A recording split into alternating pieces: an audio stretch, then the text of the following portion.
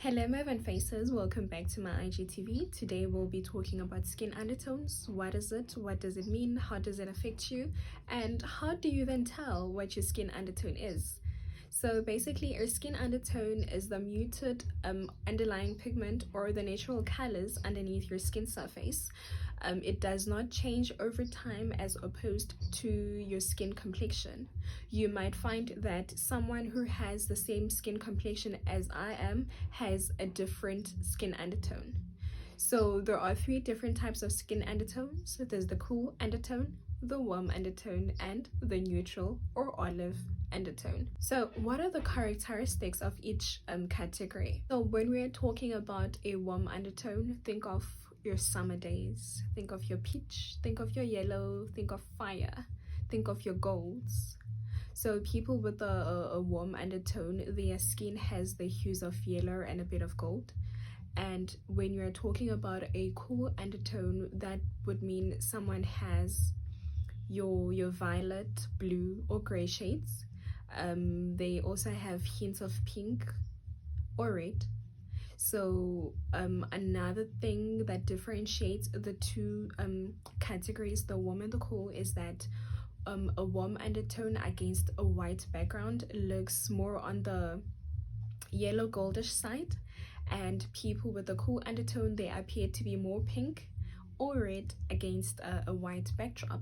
So if you are God's favorite child and you have a neutral undertone, then that would mean against the white backdrop, your skin remains the same. It does not change color, it does not change its hues or tints. People with a warm undertone, they look very good in gold jewelry, and they look very good in your white clothes, they look very good in your cream or earthly colors. And someone who has a cool undertone looks very good in silver jewelry, they look very good in your blues and coral shades.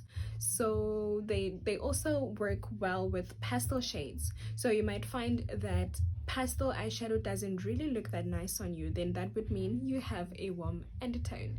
So there are certain days when you are wearing a particular color, you get all the compliments in the world, how good you look.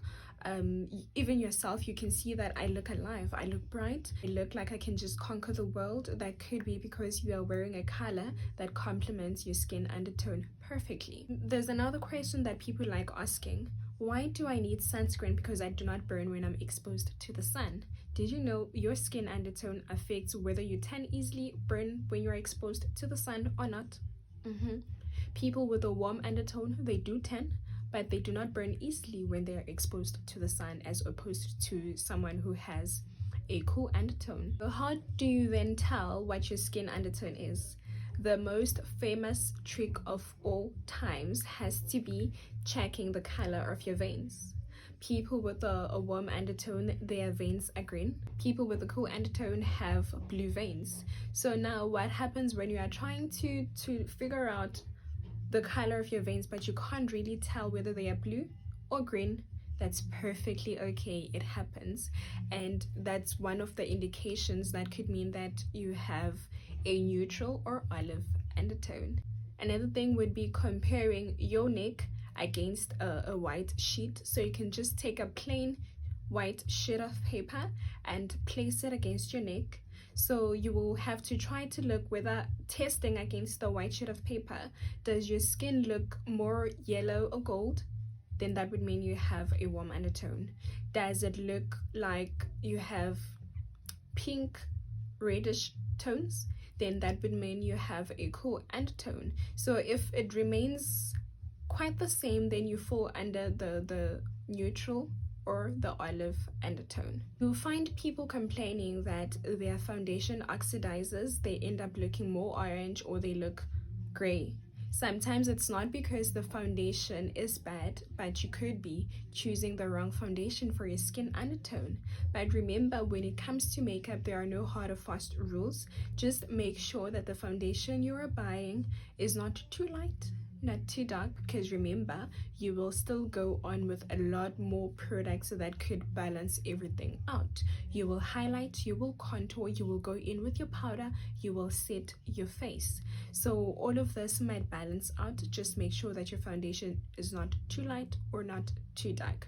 And another trick would be, when you are buying your foundation, please match it against your neck or your chest area.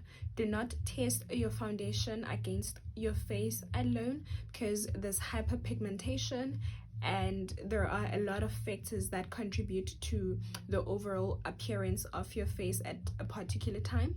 Another factor being, when you are doing your entire skincare regimen, your skincare routine, you might be exfoliating, masking, and all of that, and you might end up appearing more reddish or more pink than you normally would, and that is not an indication of your skin undertone. Sometimes it could just simply means the product you were using were too harsh on you, or whatever the case may be. So that's pretty much all I have when it comes to the skin undertone for today. If you have any further questions or you need clarity on something, please do feel free to ask me on the comment section down below. If you enjoyed this, please save it and share and save it live. Thank you so much for watching. Okuhle nomusa from me to yours.